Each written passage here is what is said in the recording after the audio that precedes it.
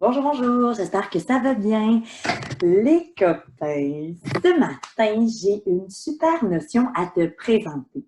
C'est une notion dont on a déjà parlé lorsqu'on regardait, par exemple, lorsqu'on observait les mots d'orthographe ou encore lors d'écriture. Mais aujourd'hui, j'avais envie de prendre le temps que l'on observe correctement et avec précision cette notion de grammaire. La notion dont je vais te parler aujourd'hui, c'est la notion de lettre muette. Alors, immédiatement, je te présente mon petit fichier, mon petit document qui parle des lettres muettes.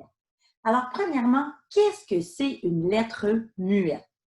Une lettre muette, c'est une lettre qui est écrite, mais bien évidemment, elle n'est pas prononcée. Et puisqu'elle n'est pas prononcée, eh bien, elle émet aucun son. C'est à ce moment-là qu'elle est dite muette. Les lettres muettes se retrouvent généralement à la toute fin d'un mot. Par exemple, il peut y avoir la lettre E à la toute fin d'un mot que l'on n'entend pas, par exemple dans le mot roux. Ou encore la lettre P, comme dans le mot beaucoup. Ou encore la lettre X, qui est très populaire pour être muette, comme dans le mot voix. Ou la lettre G, comme lorsque l'on parle que l'on a du sang, le sang qui circule dans notre corps. Ou la lettre L, comme dans le mot outil. La lettre L, par contre, elle est parfois muette à la fin des mots. Il y a aussi la lettre T, comme dans le mot chocolat. Ou la lettre S, dans le mot gros. Il y a aussi la lettre C, comme dans l'animal, un porc. Ou encore la lettre D, comme dans le mot nord. J'ai un petit truc pour toi. Parfois, il est difficile de retenir l'orthographe d'un mot, surtout lorsque ce mot-là a une lettre muette.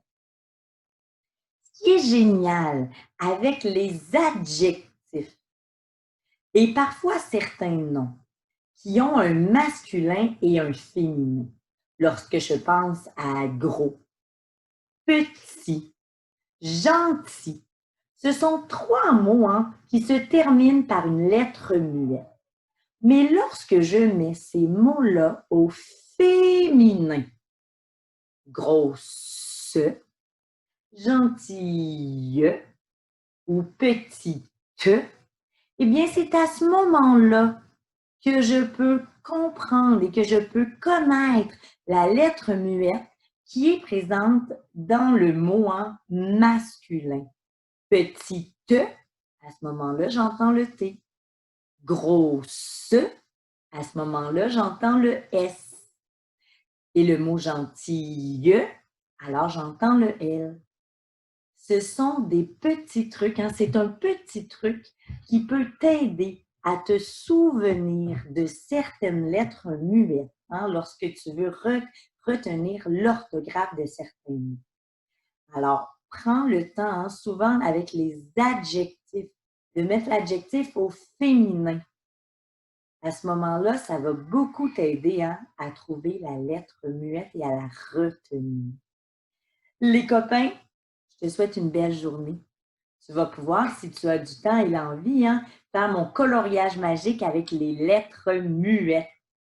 Je te souhaite un bon boulot et surtout une belle journée. Bye bye les petits cœurs!